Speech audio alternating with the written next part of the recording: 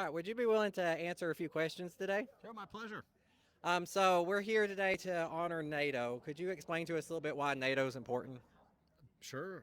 Well, first of all, NATO is the principal tool. Alliances are what America uses to keep us safe. So we're there with friends. We're not all alone. We've got people that share our values, share our interests, and help us figure out like what the threats are and help us meet them. And we know there are certain people in America now that are starting to think about pulling out of NATO or mention pulling out of NATO.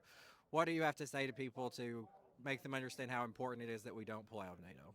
Well, first of all, a lot of people have a misconception that America is separated from the world, and we're not.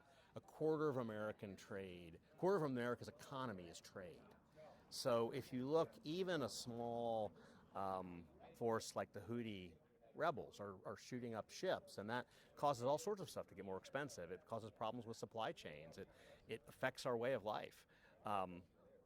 We're out there not just alone. We have 20 countries together with us that are allies that are helping us to keep trade safe, as an example. You look at other things like international crime, cyber defense. One of the top countries in the world in cyber defense is Estonia. It's a little tiny country, but they invented the thing called Skype.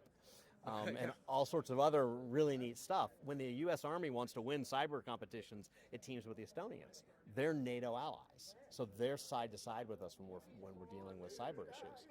When the USS Cole was bombed in 1998, the first plane to go medevac Americans out of there was the French commander at Djibouti's personal aircraft.